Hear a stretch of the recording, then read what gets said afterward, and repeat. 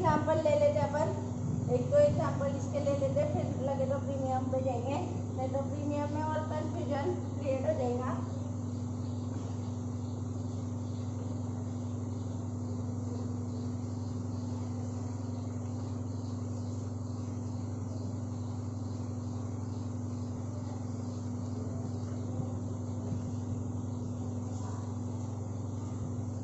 वो थेरी सुन सुन के तुम लोग बोर भी हो गए होंगे।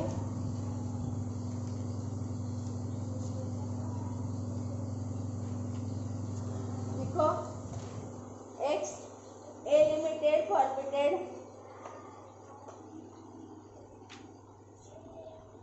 ए limited forfeited 30,000 equity shares of rupees 10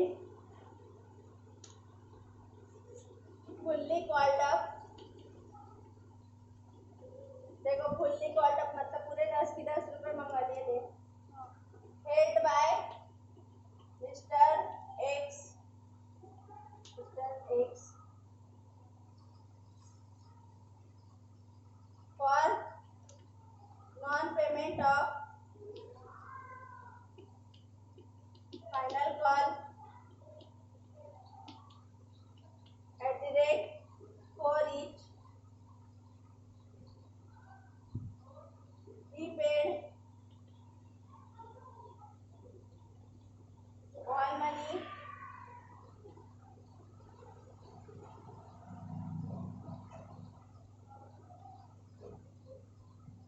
on application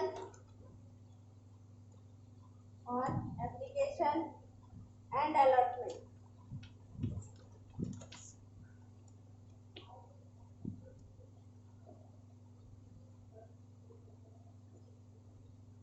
ठीक है, देख क्या हुआ। ए लिमिटेड ने 30,000 शेयर्स 10 रुपए वाले फुल्ली कॉल्ड अप वाले मिस्टर एक्स को दिए थे। उसने एप्लीकेशन मनी और अलॉटमेंट मनी दे दिया। कितना दे दिया? फाइनल कॉल कितना बचा है? 4 रुपए ईच। एग्जाम्पल क्या है? एट पार, मतलब shares issue at par day, मतलब 10 का शेयर 10 में, उसमें से 4 रुपए बाकी, मतलब कॉल कितने किए होंगे? 6 रुपए। 6 रुपए मिल गए, कॉल पूरे किए, पूरे करने के बाद 6 रुपए मिल गए, 4 रुपए मिले नहीं। ठीक है ना। तो अब अपने को सिर्फ फॉरफीचर की एंट्री पूछी, तो अपन सिर्फ फॉरफीचर की एंट्री करेंगे, है ना। तो शेयर कैपिटल कितने का से कैंसिल होगा? शेयर कैपिटल 10 रुपए से कैंसिल होगा। 30,000 शेयर्स इनटू 10 रुपए, दैट इज 3 लाख रुपए के शेयर्स अपन ने जमा कर। उसमें से उसने कितने रुपए दे दिए एप्लीकेशन और अलॉटमेंट पे? बोलो 6 रुपीज। शेयर फॉरफिटेड, अभी बोला था शेयर फॉरफिटेड में एक्चुअल प्रॉफिट जाता है। एक्चुअल प्रॉफिट कितना हुआ अपने को? 30,000 शेयर्स पे 6 रुपए के हिसाब से। और कितने रुपए अपन ने सिर्फ कैपिटल को क्रेडिटेड करके रखे हैं? 4 रुपए, जो कि मिलने वाले नहीं है, जो कि फाइनल कॉल अकाउंट पर डेबिटेड में दिख रहे हैं, तो उसको कैंसिल कर लो। शेयर फाइनल कॉल, या तो लिखा जाएगा कॉल्स इन एल, 1,20,000 है ना, 30,000 इंटू 4, इस तरीके से एंट्री होगी। Being share of mister X forfeited due to non payment.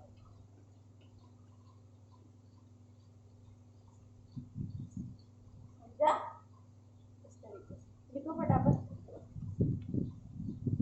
अच्छे से ड्रॉ कर लेना से।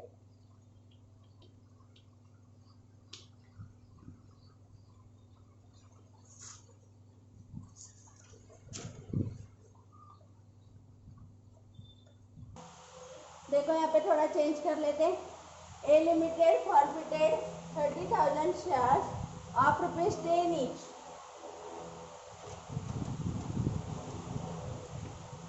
₹8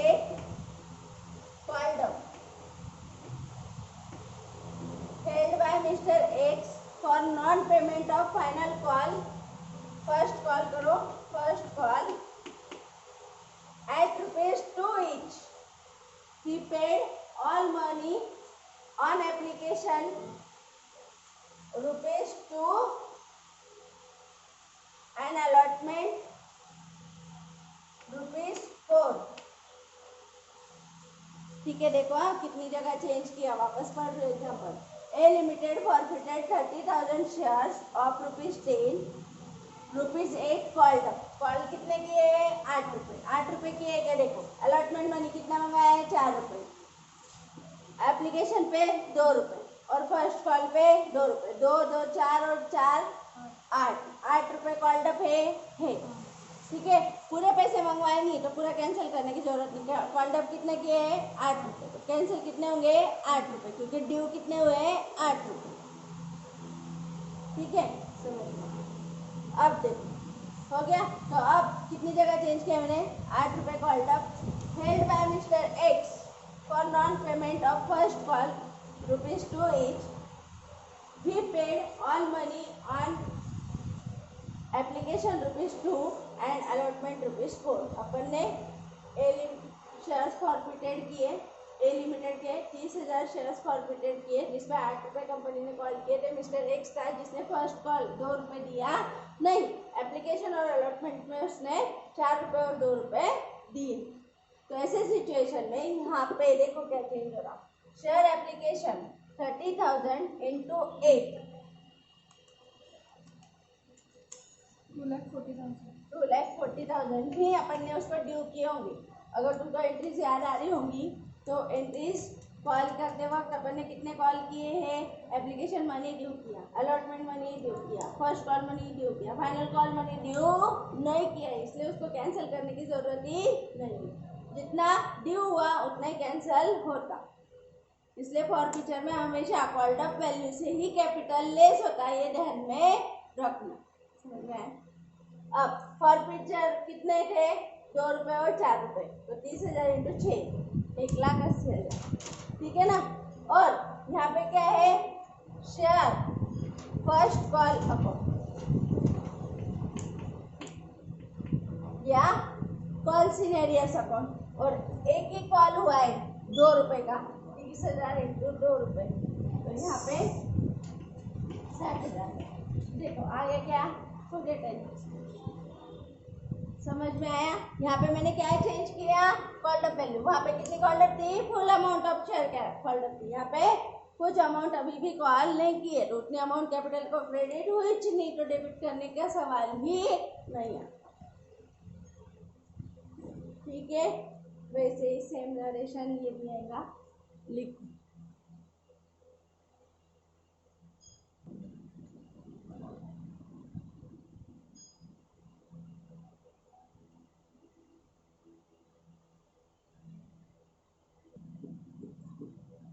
एक एग्जांपल तुमको करना है, यहाँ पे कर दो 20,000 इक्विटी शेयर और कैलकुलेट करो वाला, करो 20,000 इक्विटी शेयर ऑफ ₹10 each, 1,60,000 का आएगा ऊपर शेयर कैपिटल। यहाँ पे 1,20,000 into 8। हाँ, फॉरफिटेड में 1,20,000 फॉरफिचर में जाएगा, और शेयर फर्स्ट कॉल या कॉल सिनेरियस में कितना जाएगा? 20,000 into 2 40,000। ठीक है, तो ये आंसर तुम लोग लिख लेना। क्वेश्चन चेंज हुआ है, यहाँ से क्वेश्चन चेंज हो रहा है। चलो लिख लो इसको भी सॉल्व कर लो। लिख दो क्या मैं? 20 into 8 120 160 20 into 6 120 और 20 into 2 42। ठीक है, लिख लो।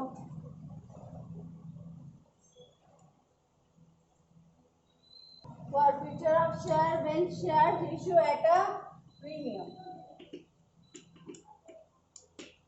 बराबर है, मतलब 10 का शेयर 12 में, 100 का 110 में, 120 में, 105 में, जो भी कुछ भी एक्स्ट्रा अमाउंट हो सकती है। ठीक है ना, उसको बोलेंगे अपन शेयर इशू एट प्रीमियम। समझा? अब देखो शेयर इशू एट प्रीमियम की, तो अपन एक अकाउंट ओपन करते जिसका नाम क्या है, share premium.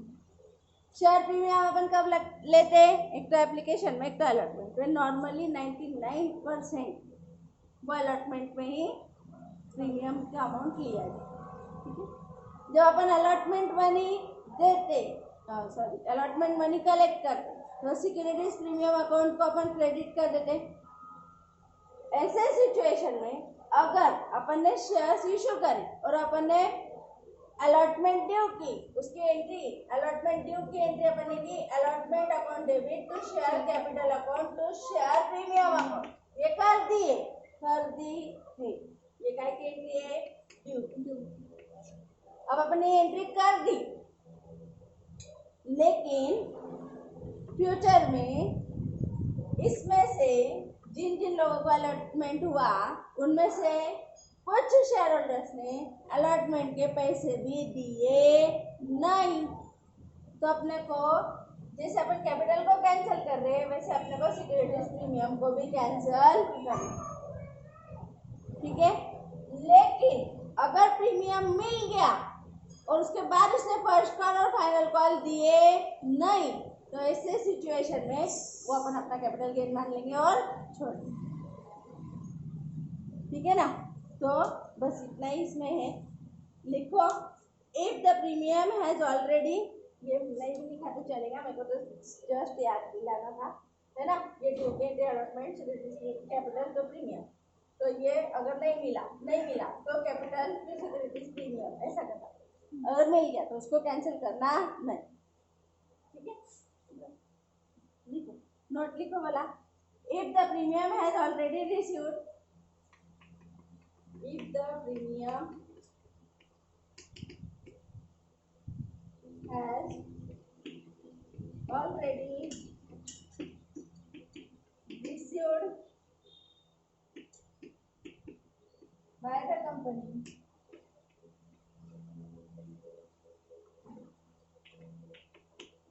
it cannot be cancelled। Cancel मतलब अभी जो मैंने बोला कि रिवर्स करना पड़ेगा, तो ऑलरेडी रिसीव हो गया तो रिवर्स करना नहीं, वो मिल गया वो अपना गेन मान लेंगे। Already received, it can not be cancel even if the shares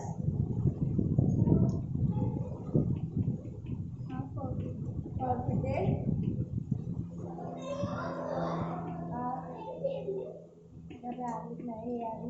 are forfeited in the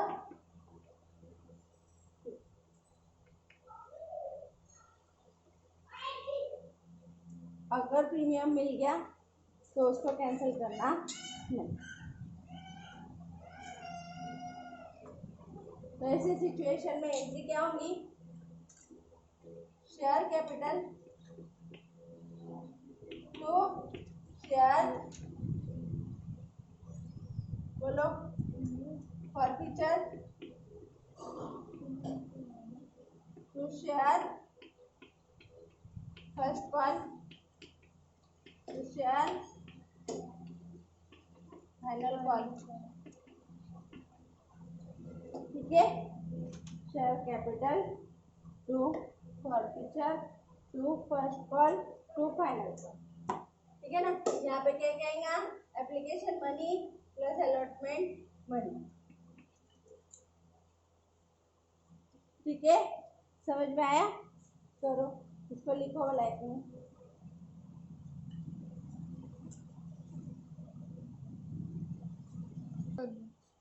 लिखा क्या, शेयर कैपिटल, शेयर फॉरफीचर, यहाँ पे एप्लीकेशन मनी और अलॉटमेंट मनी,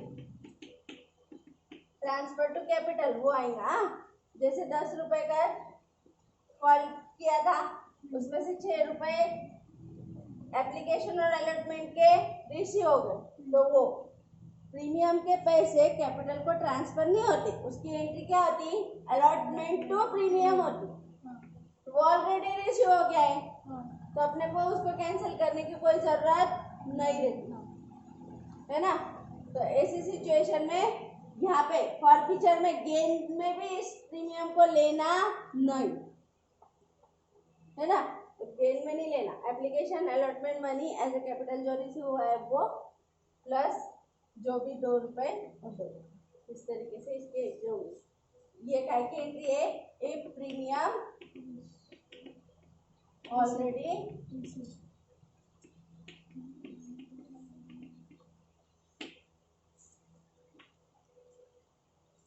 ठीक है। नेक्स्ट देखो, इफ प्रीमियम इतना लिख लिया ना तुमने, इफ प्रीमियम नॉट रिसीव,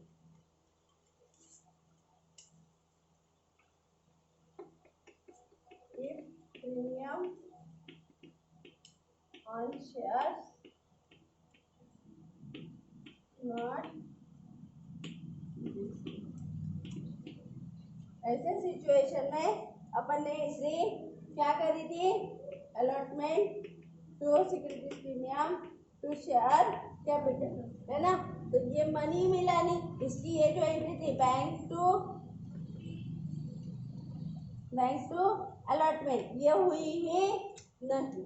तो ऐसे सिचुएशन में अपन शेयर कैपिटल को पूरा कैंसिल करेंगे, शेयर कैपिटल, प्रीमियम को भी कैंसिल कर देंगे, share premium to share allotment, share forfeited ले लो, शेयर फॉरफिटेड में सिर्फ एप्लीकेशन मनी आएगा यहाँ पे 99%, क्योंकि अलॉटमेंट मिला ही नहीं होगा इसलिए प्रीमियम भी पेंडिंग होगा है ना, इसलिए उसको कैंसिल किया। फिर यहाँ पे share allotment to share first call to share final,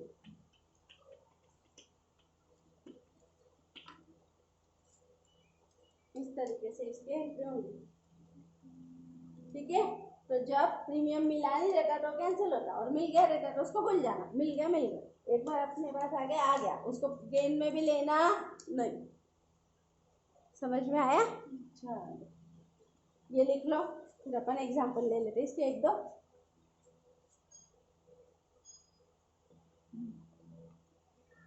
चलो एक एग्जांपल लिखो वाला, एंट्रीज ध्यान रखना, प्रीमियम मिल गया है तो क्या, नहीं मिला है तो क्या, बहुत कंफ्यूजन ठीक है। अच्छे से अपने को करना है उसको सॉल्व। तो तुम्हारे पास तो रिकॉर्डिंग है तो बार बार उसको पढ़ते रहना, तो भूलेंगे नहीं। चलो लिखो, limited issue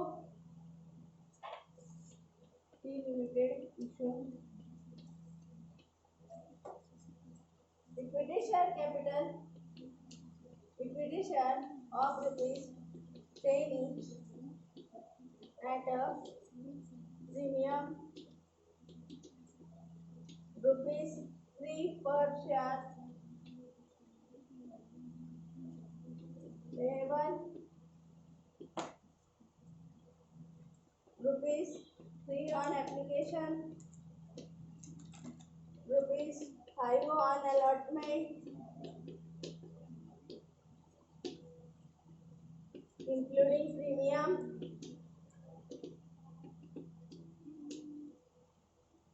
₹2.5 on first call and 2.5 on final call. Rupees 2.5 on final. अब यहाँ से मैंने one share holder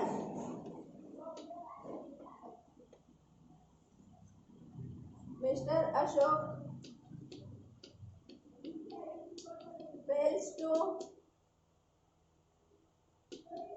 pay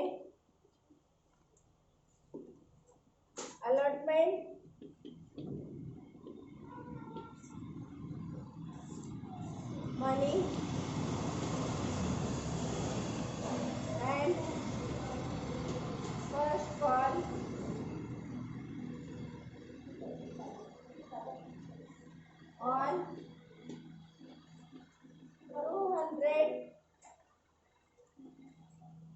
share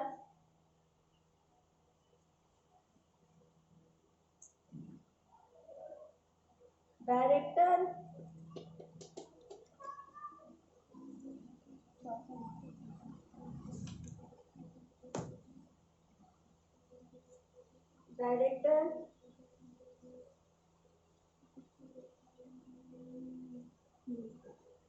forfeited is share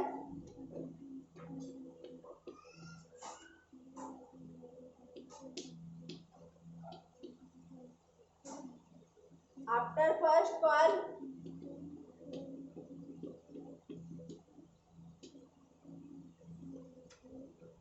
while another Mr. Atul fails to pay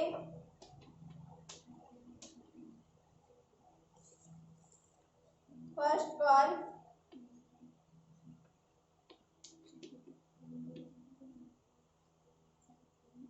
and final call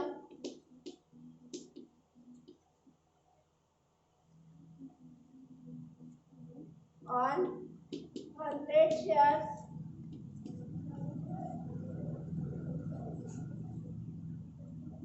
were forfeited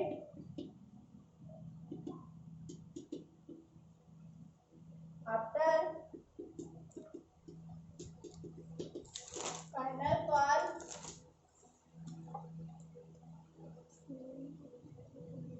past January.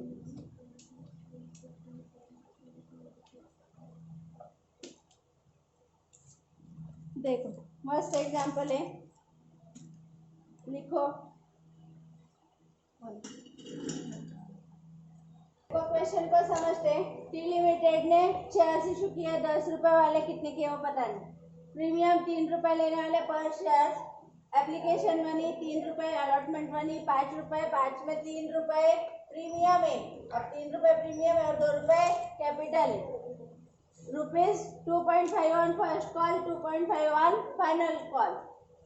एक share holder था mister Ashok, fails to pay the allotment money on first call. Pay allotment money and first call money on 200 shares. Director forfeited his share. बराबर है। एक share holder था mister Ashok जो fail हो गया। क्या फेल हो गया? अलॉटमेंट मनी और फर्स्ट कॉल मनी 200 शेयर्स पे देने के लिए। तो डायरेक्टर्स ने डिसाइड किया कि अपन उसके शेयर क्या कर लेते, फॉरफिट कर लेते फर्स्ट कॉल करने के बाद। और वैसे ही सेकंड एक अतुल नाम का शेयर होल्डर था जिसने भी फर्स्ट कॉल और फाइनल कॉल मनी नहीं दिया 100 शेयर्स पे, ठीक है। और उसके भी फाइनल कॉल मेड होने के बाद उसके भी शेयर्स क्या कर लिए कंपनी ने, फॉरफिट।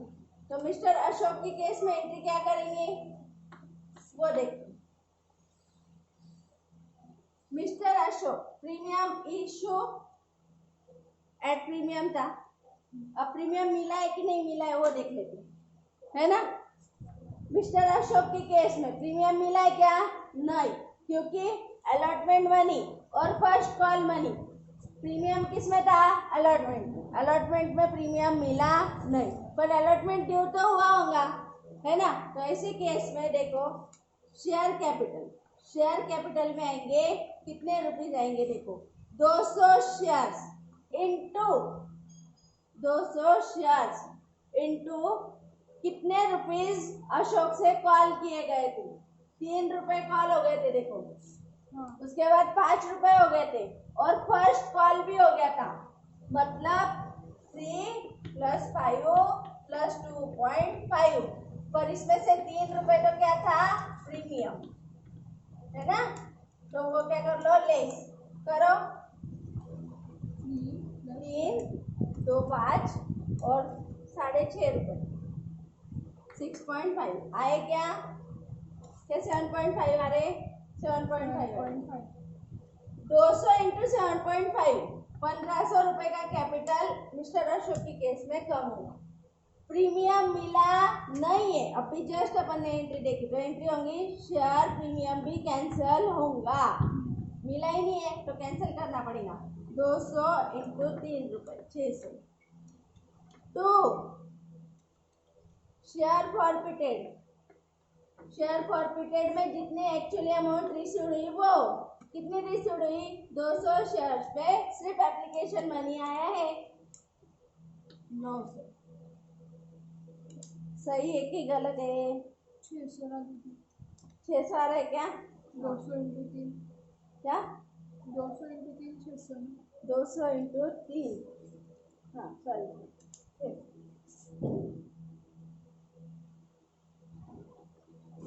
हाँ बोलो। अलॉटमेंट मनी मिला क्या? तो कर दो शेयर अलॉटमेंट। कितने रुपीस? 200 इंटू 7.5 हाँ 7.5 अरे 200 इंटू अलॉटमेंट मनी कितना था? 5। करो बोला 1000 और शेयर फर्स्ट वन बोलो 200 इंटू 2.5 करो 500।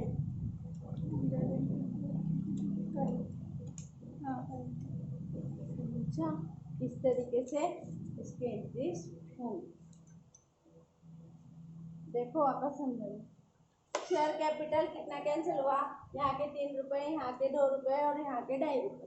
ऐसे पूरे 7.5 रुपए का कैपिटल अपन ने ड्यू किया था वो कैंसिल हुआ। प्रीमियम अपन ने 200 इंटू 3 ड्यू किया होगा अलॉटमेंट में वो भी कैंसिल हो गया। फॉरफीचर जितना प्रॉफिट कितने रुपए मिल गए थे 3 ही मिले थे तो वो पूरा अपना प्रॉफिट है इसलिए उसको डाल दो। शेयर अलॉटमेंट में पूरे पैसे आएंगे 3 रुपए प्लस 2 रुपए। यहाँ पे सिर्फ कैपिटल कैंसिल करना नहीं क्योंकि अपन ने यहाँ पे कैपिटल में भी 2 और प्रीमियम में 3 ऐसे 5 ऊपर डेबिटेड किए तो 5 नीचे क्रेडिटेड किए और शेयर फॉरफिटेड भी 2.5 रुपए बराबर है। ये काय का था? If premium not received.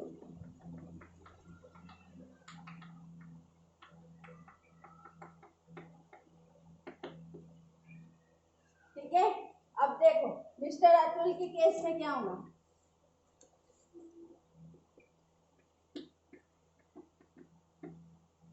Share capital उसके पूरे पैसे मंगवाए हैं कॉल तक पूरे हो गए। देखो फाइनल कॉल तक हो गए। फाइनल कॉल तक कितने रुपीस?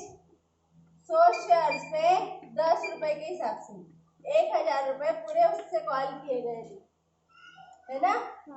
अब प्रीमियम ऑलरेडी मिल चुका है तो प्रीमियम कैंसिल करने की जरूरत नहीं। अपने को शेयर एप्लीकेशन कितना मिला है? 100 शेयर्स पे 3 रुपए करो 300 शेयर एप्लीकेशन के पैसे शेयर फॉरफीचर में देंगे। सही जा रहे क्या अपन? चेक कर लो एक बार। ठीक है उसके बाद 100 इंटू 3 अलॉटमेंट मनी भी आ गया है। सॉरी अलॉटमेंट मनी भी आ गया है तो 3 प्लस 2 करो 500 आना चाहिए। साक्षी सिर्फ बैठी है 100 इंटू 5। उसके बाद share first call 100 into first call money क्या था? 2.5 250 और final call share final call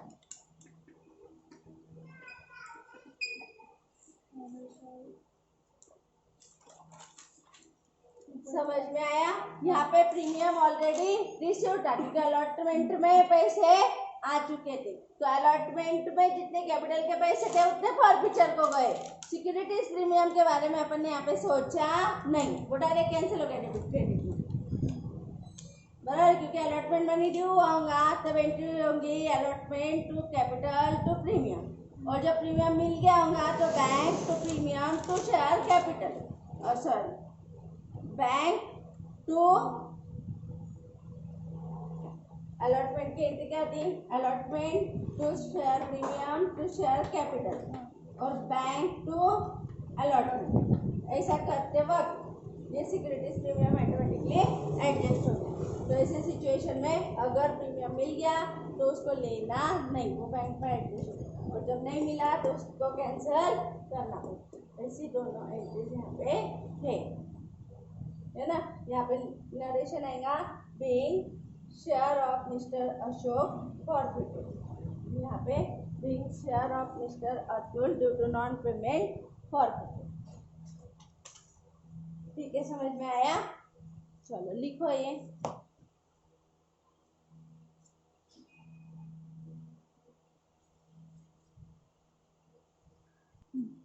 ठीक है, इतना करो तो अपन देखते कर।